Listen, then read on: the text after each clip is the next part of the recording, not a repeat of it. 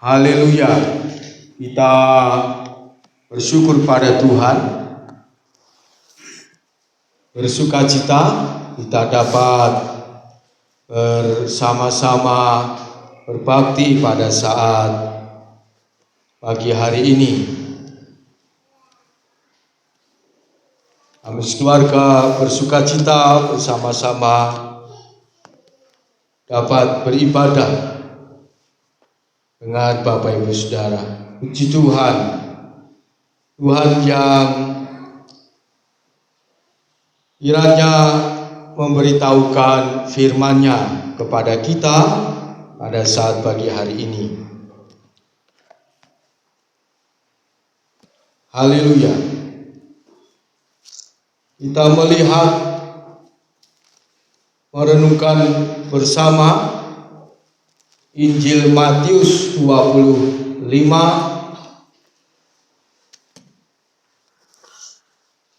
ayat 14 sampai ayat 30.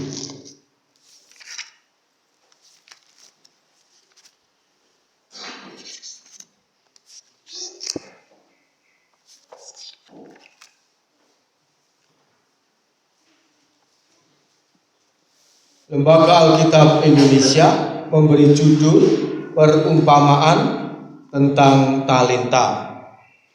Minggu lalu kita belajar Alkitab tentang hidup bijaksana.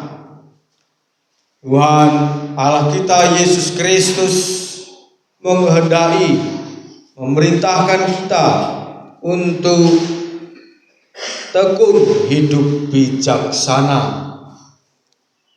Seperti 5 gadis yang bijaksana dalam Matius 25 ayat 1 sampai 13. Hari ini kita belajar Alkitab tentang menjadi orang kepercayaan Allah. Orang yang mau berusaha sungguh-sungguh, tekun hidup bijaksana, ia akan menjadi orang kepercayaan Allah. Salah satu contoh nyata adalah Yusuf. Yusuf menangkap mimpi dari Tuhan tentang masa depannya.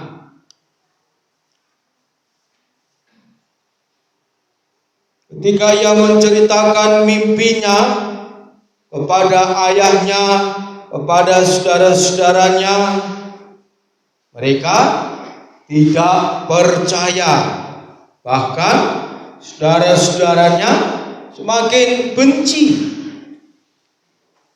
Puncaknya, ketika ada kesempatan, saudara-saudaranya menjual Yusuf ke pedagang yang hendak menuju ke Mesir. Yusuf sakit hati, tetapi ia tidak membiarkan sakit hatinya menguasai dirinya.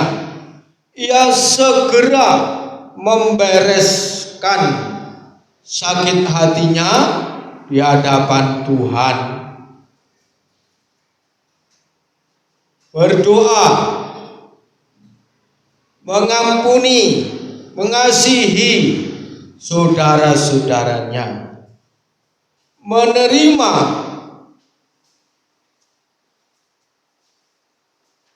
sekolah ujian dari Allah yang ia hadapi. Kita melihat selama 13 tahun ia dididik Tuhan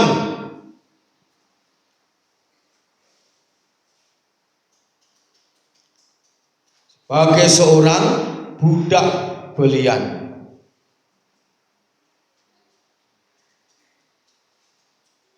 Yusuf hidup bijaksana di hadapan Tuhan, dan kita melihat riwayatnya dalam kitab Kejadian bahwa di rumah Potifar ia diberi kepercayaan sebagai kepala rumah tangga Potifar.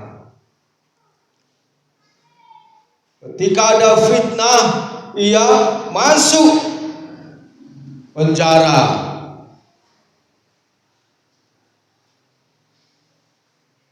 Yusuf segera membereskan hatinya di hadapan Tuhan, fokus kepada Tuhan dan rencana Allah tentang masa depannya.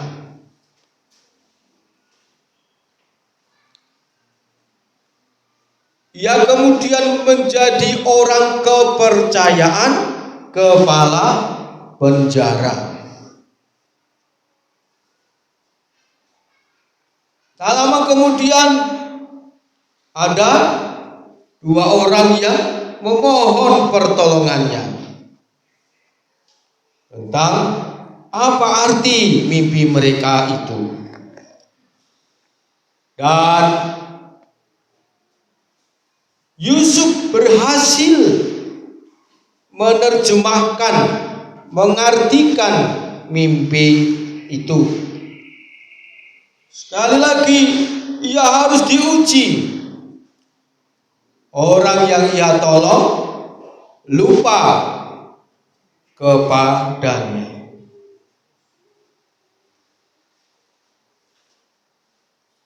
Yusuf segera membereskan hatinya.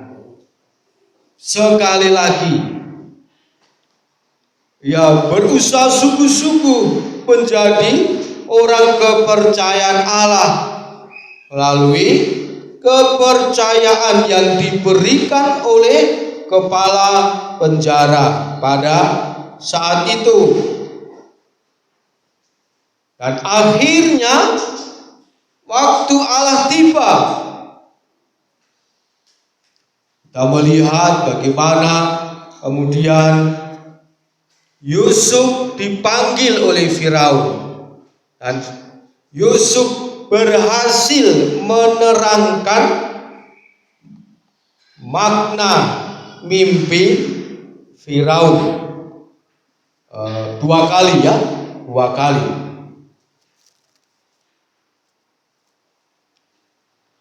Dan memberikan pemecahan masalah yang akan dihadapi bangsa Mesir. Lalu Firaun mengangkat Yusuf menjadi wakilnya, kepala atas seluruh tanah Mesir. Kita melihat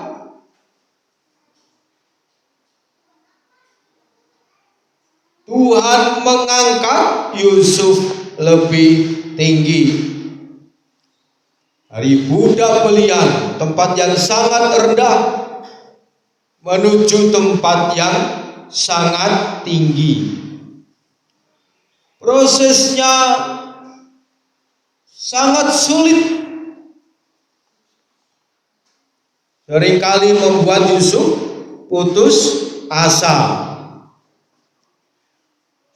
Tetapi Yusuf mengandalkan Tuhan, berusaha sungguh-sungguh menyenangkan Tuhan dalam hidup sehari-hari sebagai budak belian yang sama sekali tidak ada harganya, tidak dihargai, tidak dihormati oleh manusia. Ia menjalani itu selama 13 tahun.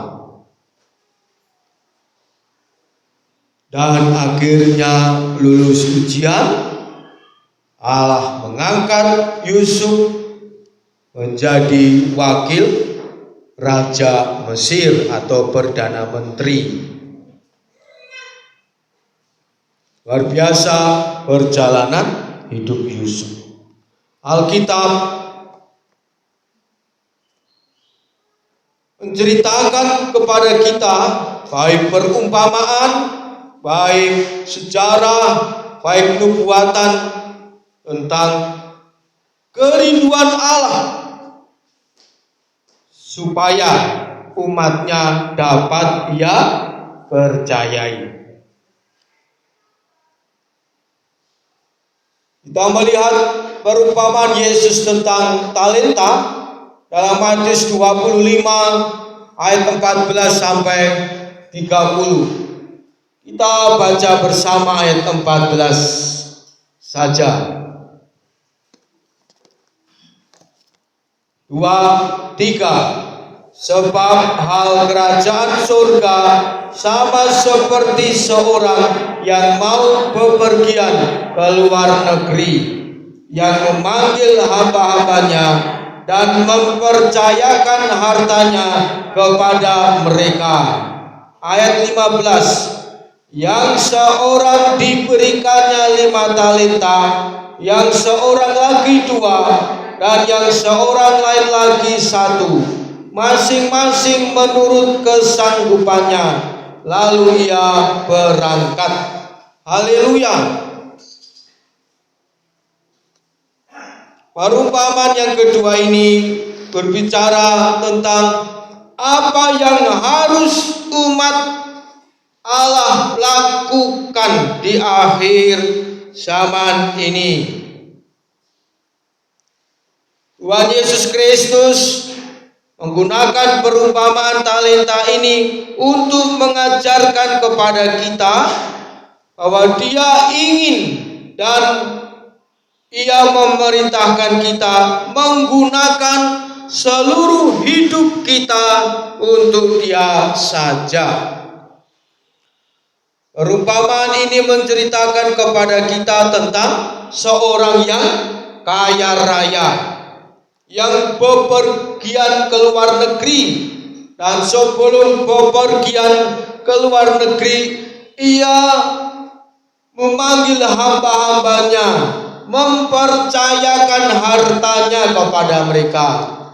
Bahasa umumnya, bahasa sekarang, memberi modal usaha untuk bisnis, untuk usaha kepada hamba-hambanya. Seorang majikan yang baik, seorang tuan yang baik.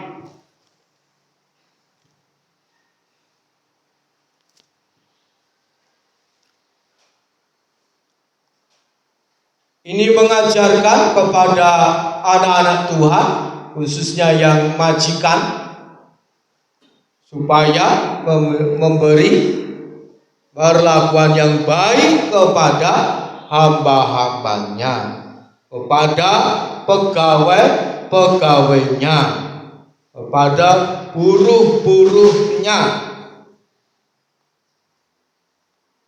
Sangat jelas. Yesus menyatakan dirinya adalah Tuhan yang baik, majikan yang baik. Ia mengendaki para orang Kristen yang menjadi pengusaha, yang Tuhan percayakan banyak harta, untuk memperlakukan karyawan-karyawannya dengan baik, sebagaimana Allah telah memperlakukan mereka dengan baik. Kiranya perumpamaan ini mendapatkan perhatian yang serius dari para pengusaha Kristen.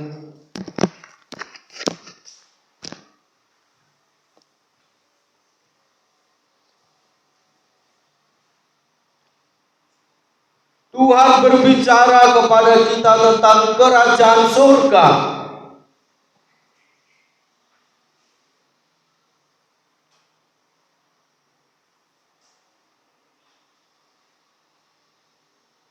Tuhan ingin kita memusatkan diri kita kepada Dia dan kerajaannya yang kekal. Yohanes 6 ayat 38 sampai 40. Yohanes 6 ayat 38 sampai 40. Sebab aku telah turun dari surga, bukan untuk melakukan kehendakku, tetapi untuk melakukan kehendak Dia yang telah mengutus aku. Dan inilah kehendak Dia yang telah mengutus aku, yaitu supaya dari semua yang telah diberikannya kepadaku jangan ada yang hilang, tetapi supaya ku bangkitkan pada akhir zaman.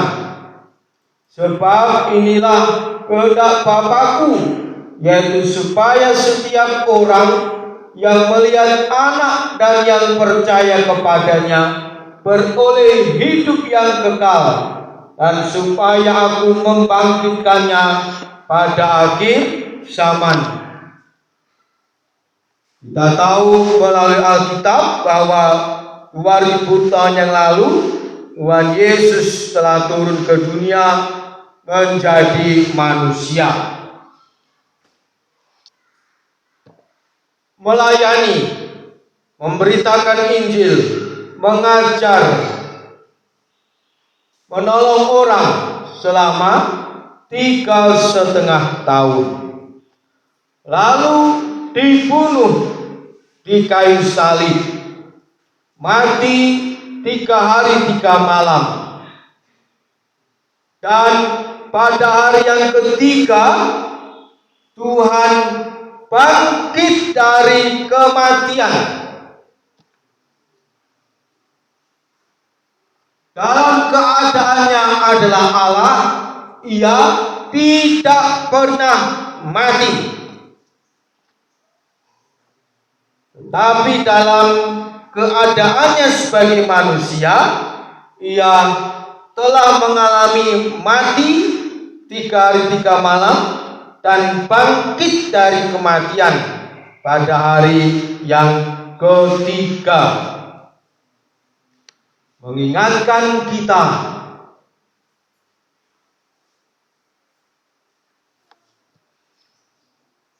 tidak sia-sia kita percaya Tuhan Yesus sampai mati.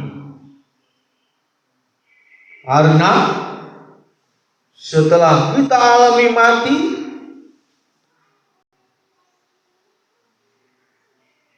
ketika Tuhan datang kembali, Ia akan membangkitkan kita dari kematian, mengenakan tubuh surgawi yang kekal, yang tidak dapat mati selama-lamanya. Karena maut dan kerajaan maut disiksa Tuhan dalam lautan api yang kekal. Dalam kitab Wahyu hal itu disampaikan. Tuhan telah menyediakan anugerah keselamatan bagi segala orang dari segala bangsa di segala zaman.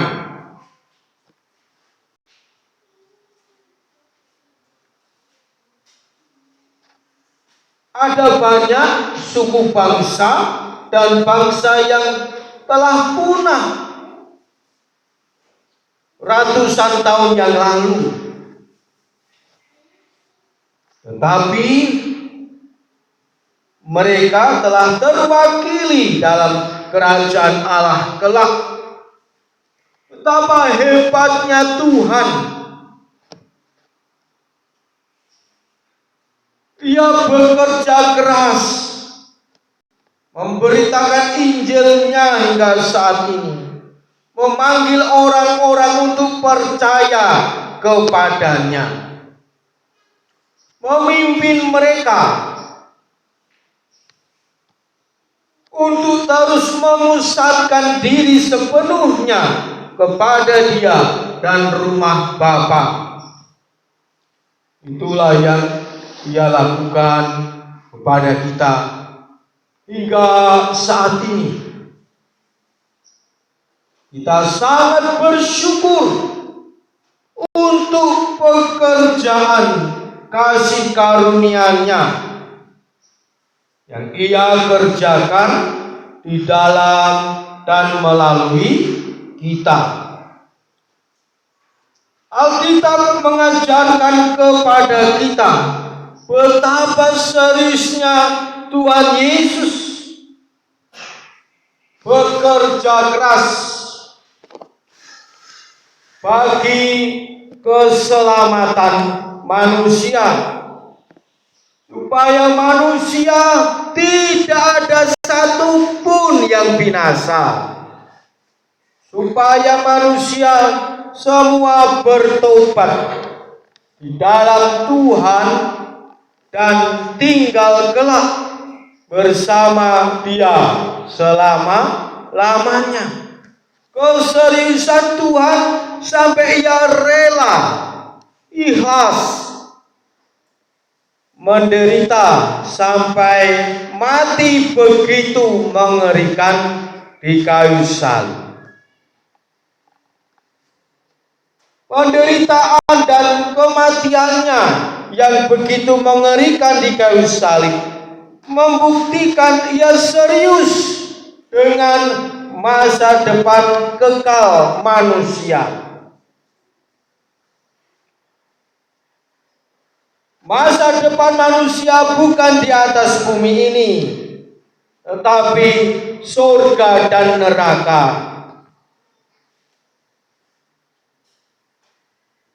Kita harus selalu menekankan ini dalam hidup sehari-hari, supaya kita tidak bermain-main dengan waktu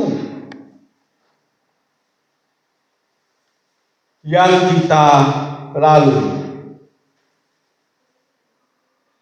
Kematian datang dengan tiba-tiba, adalah misteri bagi manusia. Tidak ada yang bisa menolak dengan cara apapun juga. Marilah kita meneladani Tuhan Yesus.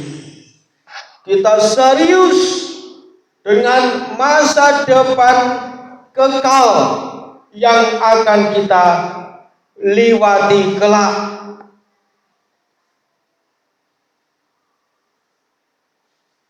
Setiap orang Kristen kalau benar-benar menyadari hal ini, semua orang Kristen akan berusaha sungguh-sungguh menjadi orang kepercayaan Allah, supaya menikmati masa depan kekal yang mulia, yaitu tinggal dalam langit baru, bumi baru selama-lamanya.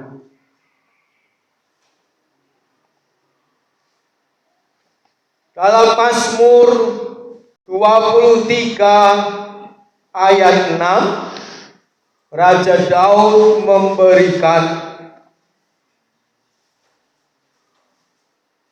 sedikit gambaran dari tempat yang kekal tersebut. Mazmur 23 ayat 6. Kebajikan dan kemurahan belaka akan mengikuti aku seumur hidupku, dan aku akan diam dalam rumah Tuhan sepanjang masa. Haleluya. Daud serius dengan masa depan kekalnya. Kita melihat Alkitab menceritakan kepada kita sejarah Daud, baik buruk, terang gelap, apa adanya. Bagaimana Daud sungguh-sungguh dengan Tuhan. Ia jatuh dalam dosa, ia memohon ampun, bertobat, berusaha sungguh-sungguh tidak jatuh lagi. Ia berhasil pada akhirnya.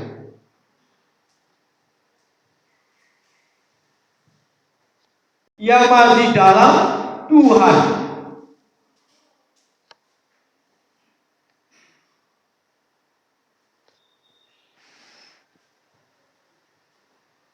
Daud menjadikan Tuhan adalah gembalanya. Mazmur 23 ini mengajarkan kepada kita, hanya Tuhan Yesus yang dapat menolong umatnya memusatkan hidup mereka sepenuh kepada dirinya dan masa depan kekal yang mulia itu. Kita tidak bisa berusaha tanpa Tuhan untuk sampai dalam rumah Bapa yang kekal. Hanya oleh pertolongan Tuhan Yesus kita dapat setia di dalam Yesus sampai akhir.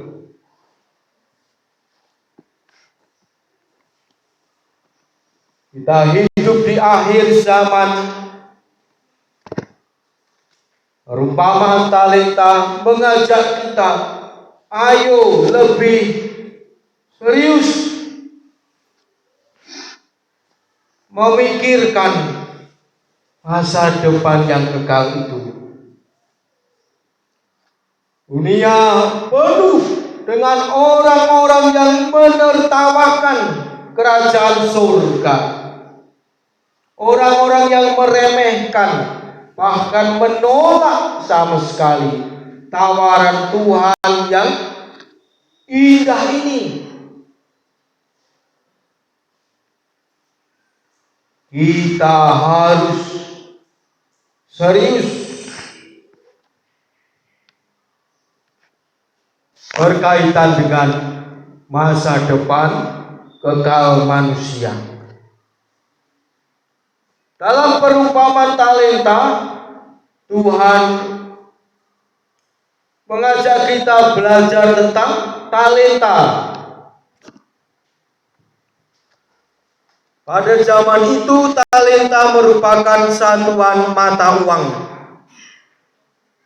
Kalau di Indonesia rupiah, ya. Di luar negeri ada dolar, yen, peso. Satu talenta sama dengan 6.000 dinar.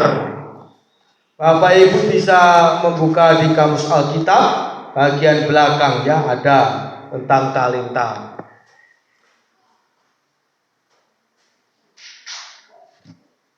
Pada zaman itu upah seorang pekerja setiap hari adalah 1 dinar.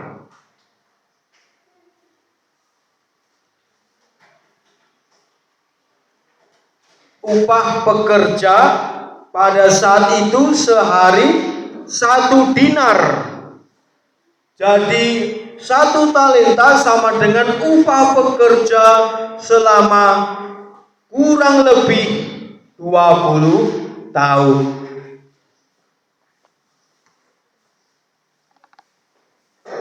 Luar biasa Tuhan mempercayakan kita talenta. Sangat mahal.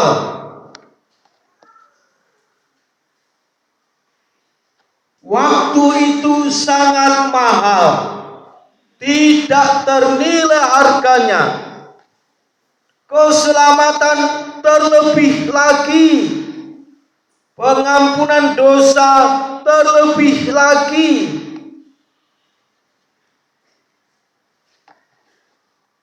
Betapa besar nilai talenta itu. Hanya orang yang kaya raya yang memilikinya saat itu.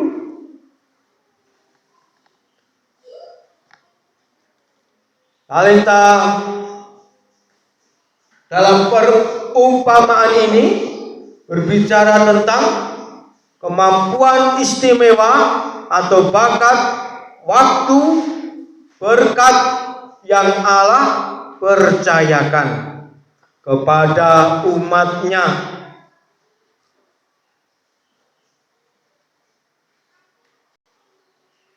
Dikatakan dalam ayat 14, mempercayakan hartanya. Harta kita adalah kepunyaan Tuhan. Tuhan percayakan kepada kita untuk kita pakai buat menyenangkan Dia.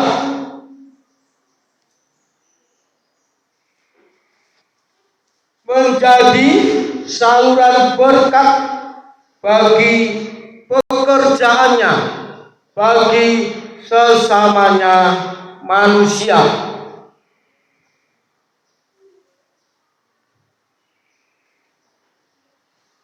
Lalu bakat, kita semua bisa menyanyi, itu bakat.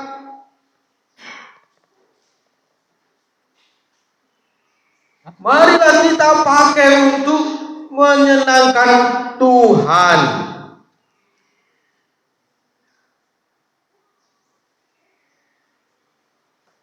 Alkitab mengajarkan Tuhan senang dengan puji-pujian umatnya.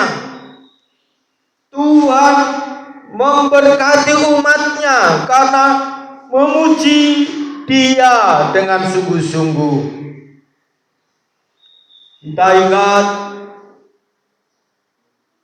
Raja Yosafat.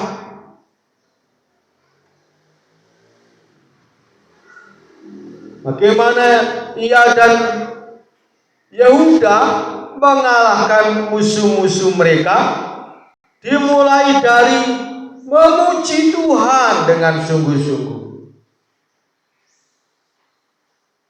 Lalu bagaimana Yosua dan Israel? Lalu Paulus dan Silas dalam penjara di kota Filipi, dalam keadaan tidak berdaya karena habis disiksa. Di penjara, dalam penjara yang paling tengah, dipasung kaki dan tangannya. Tetapi tengah malam mereka berdoa dan menyanyi kepada Tuhan, memuji Yesus dengan sungguh-sungguh. Dan kita lihat Tuhan bekerja. Lalu lahirlah jemaat di Filipi. Mungkin akhir-akhir ini kita mengalami banyak persoalan, banyak ujian, tertolak, ditolak. tersakiti, disakiti, disengaja atau tidak disengaja, dan kita kecewa. Marilah kita meneladani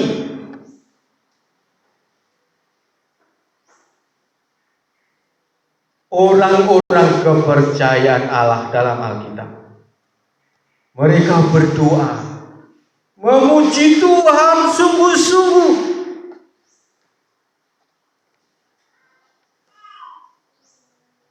Tuhan bekerja menolong mereka. Tuhan bekerja menolong kita.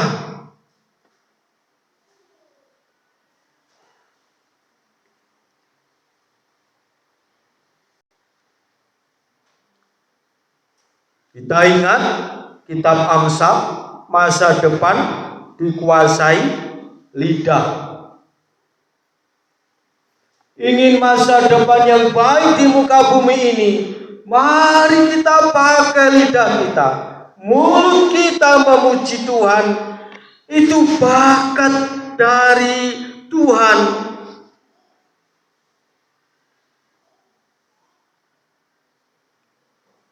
Tuhan bertahta di atas puji-pujian kita.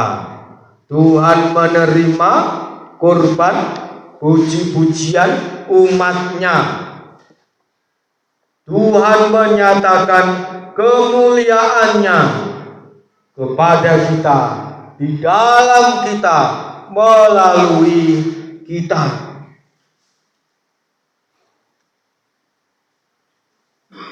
Menyanyi adalah bakat, talenta dari Tuhan. Pakai untuk Tuhan.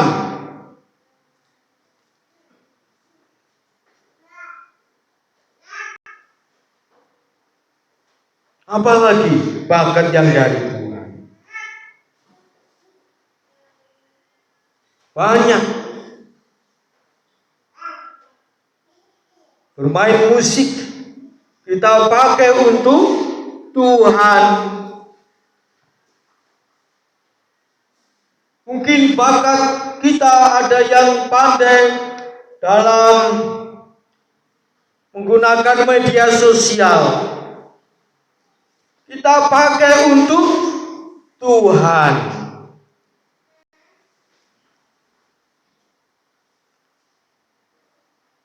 Mungkin kita diberi bakat Tuhan, mudah menarik orang untuk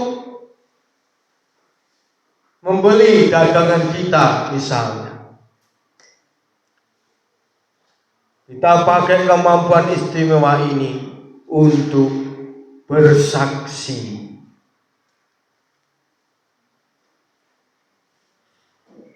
Mari kita merenungkan apa ya bakat istimewa yang Tuhan berikan kepada saya.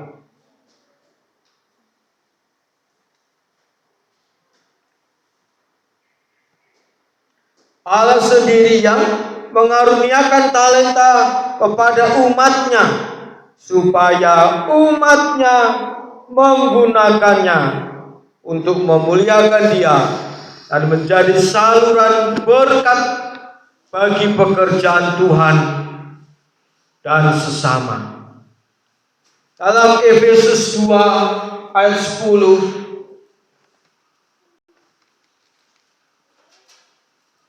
Efesus 2 ayat 10. Karena kita ini buatan Allah, diciptakan dalam Kristus Yesus untuk melakukan pekerjaan baik yang dipersiapkan Allah sebelumnya.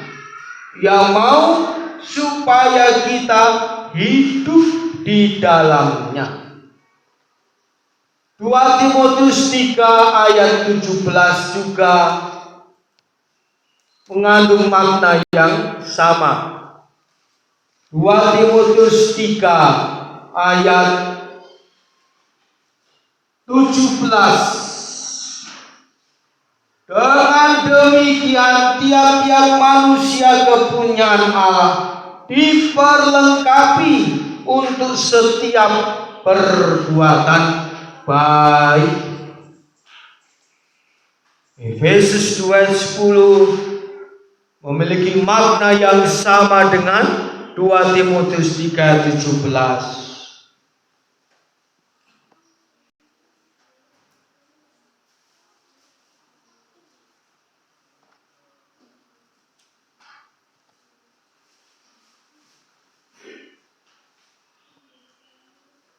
Allah mempercayakan kita hal yang baik, tidak pernah buruk. Allah mempercayakan hal yang baik kepada kita, mempercayakan kita memiliki keluarga yang baik. Itu pun adalah hartanya Allah. Bapak Ibu, jemaat adalah harta yang baik yang Allah percayakan kepada kami.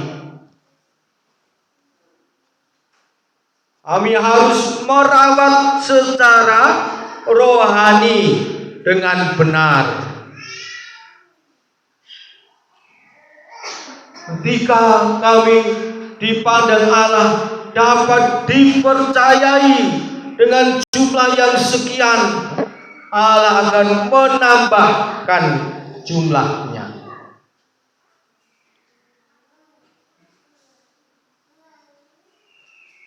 Anak-anak sekolah minggu adalah harta yang sangat berharga di mata Allah, dan harus dirawat secara rohani dengan benar, sebab mereka ketika dewasa akan dilepaskan Allah, seperti seorang pemanah yang melepaskan anak panahnya dari busurnya. Anak-anak itu memiliki masa depan yang baik di mata Allah. Gereja ini, Bapak Ibu, saudara kita semua, memiliki masa depan yang baik di mata Allah. Harta yang sangat berharga. Nyawa kita adalah sangat berharga di mata Allah. Mari kita merawat kerohanian kita, merawat iman kita, merawat hati kita dengan benar.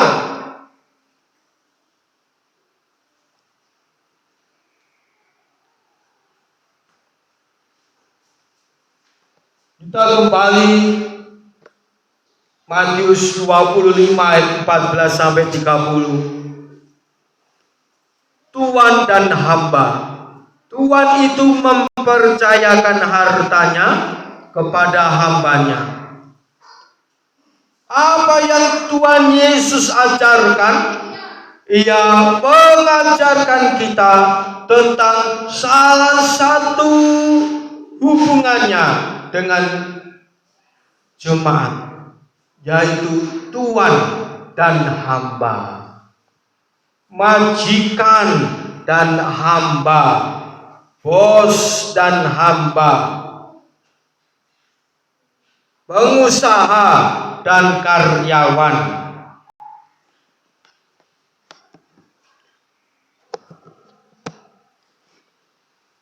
Yohanes 16 ayat 15, Tuhan Yesus berkata, segala yang Bapa punya adalah aku punya.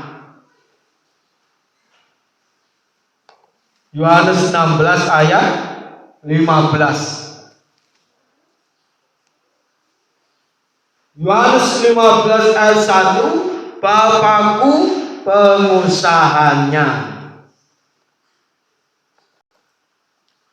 Dalam keadaan Yesus sebagai manusia pada saat itu, ia telah menjadi hamba bagi Bapaknya dengan sempurna. Ia telah menjadi manusia kepercayaan Allah dalam keadaan Yesus sebagai manusia. Ia telah menjadi teladan yang sempurna bagaimana kita menjadi orang kepercayaan Tuhan di hari-hari yang terakhir ini. Dalam Yohanes 10 ayat 14-15, kita adalah milik Tuhan.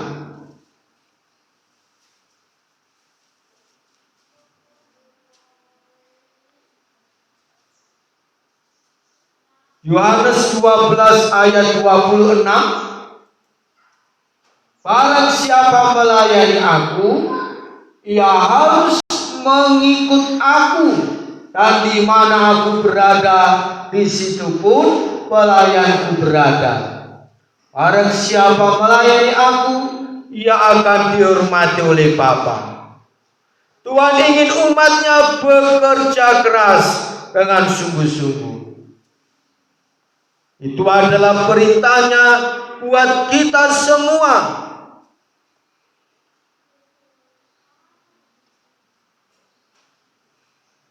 Kita adalah hambanya,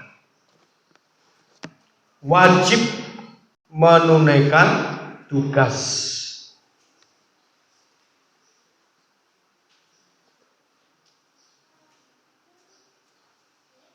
Pekerjaan itu adalah mengerjakan keselamatan,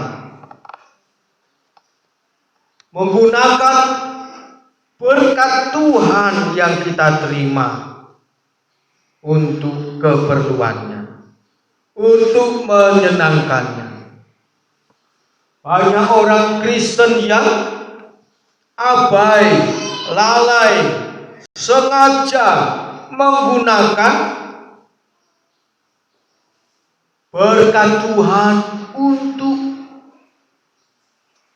menyakiti hati Tuhan. Tuhan sedih. Mungkin kita pernah sekali atau dua kali melakukan hal itu, dan kita bisa merasakan Tuhan sedih, susah dengan sikap saya yang menggunakan berkat-Nya bukan untuk menyenangkan Dia.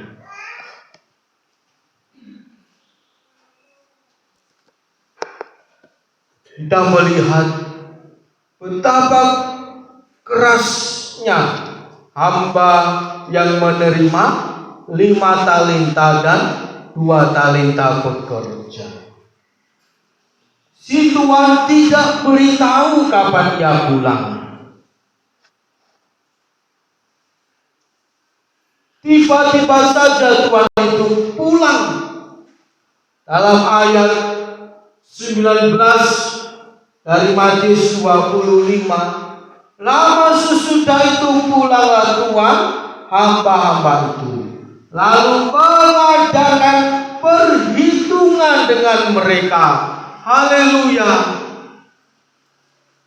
Marilah kita selalu mengingatkan diri kita senantiasa, Tuhan titip percayakan berkat-Nya kepada kita. Untuk suatu hari Ia tagih dengan hasilnya.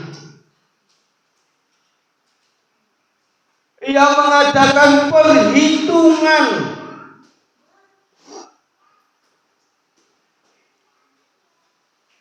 Ia mengadakan perhitungan dengan kita. Jangan terlambat. Mari kita mulai saat ini, kita mau sungguh-sungguh jadi hamba-Nya Tuhan, mengelola hidup ini berkat waktu yang Tuhan percayakan kepada kita untuk kita pergunakan, kelola dengan benar sesuai tujuan Tuhan. Sebab Ia akan mengadakan perhitungan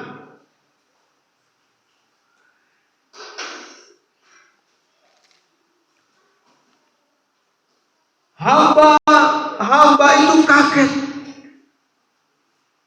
karena majikannya datang dengan tiba-tiba. Kedatangan Tuhan kembali mengagetkan semua orang, termasuk umat Allah di akhir zaman ini. Tetapi hamba yang bekerja keras itu senang. Oh, untungnya aku sudah bekerja keras. Ini Tuhan 5 talenta, labanya 5, untungnya 5. Tuhan senang. Mari, ini upahmu.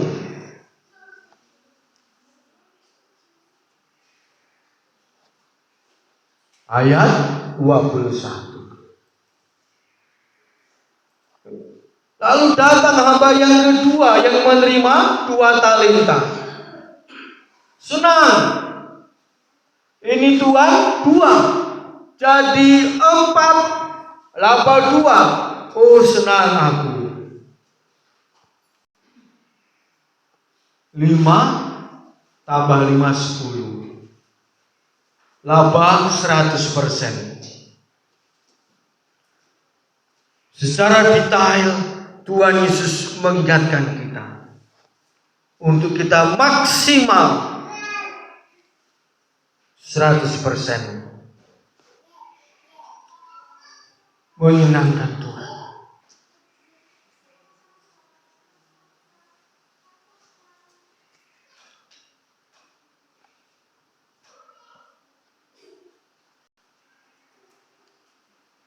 Ini kamu juga masuk.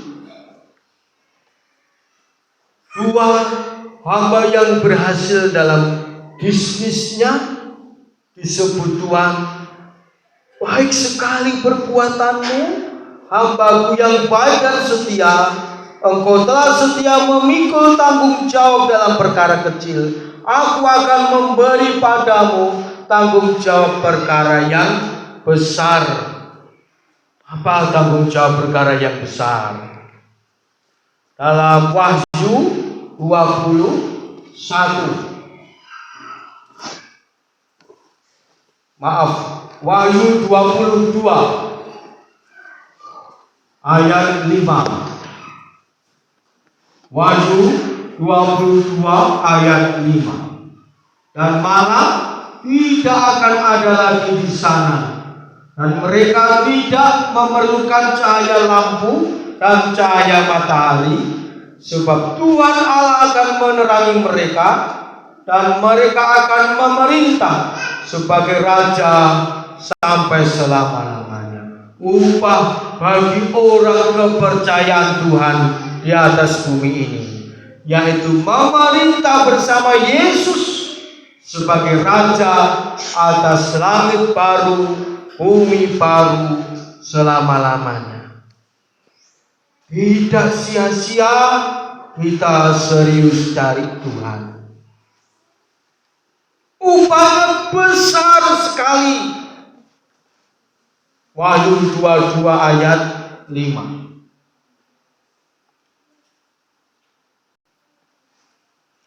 Lalu bagaimana sikap hamba yang menerima 1 talenta? Sungguh mengecewakan tuannya. Ia tidak mau bekerja. Disebut tuannya hamba yang jahat dan malas. Mengapa jahat? 1, menolak kehendak tuannya. 2, menuduh tuannya jahat. Mengapa disebut malas? Tidak mau bekerja mengembangkan modal usaha itu. Tuan itu marah, lalu dicampakkan dalam kegelapan yang paling gelap. Itulah lautan api yang kekal.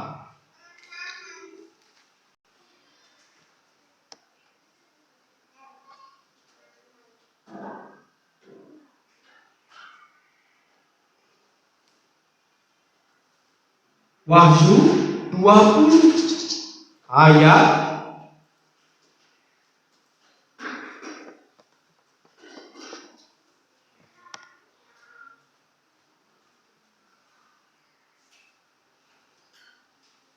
15. Dan setiap orang yang tidak ditemukan namanya tertulis dalam kitab kehidupan, ia dilemparkan ke dalam lautan api. Orang Kristen tidak sungguh-sungguh namanya dihapus. Yang masuk dalam lautan api yang kekal.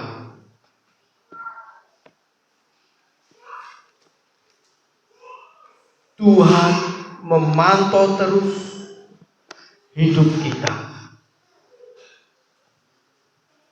mengawasi kita.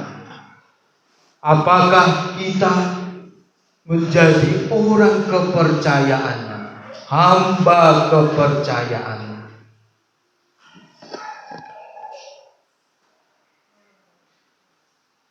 Ia tidak hanya memantau, ia memberkati, menolong kita supaya kita berhasil pada akhirnya menjadi orang kepercayaannya.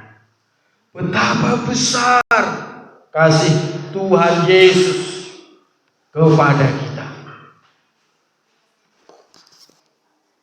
Perumpamaan tentang talenta ini mengingatkan kita, mari kita menggunakan berkat Tuhan yang Tuhan percayakan pada kita untuk kemuliaannya, menyenangkan Dia sampai langkah terakhir hidup kita, sampai Ia datang kembali.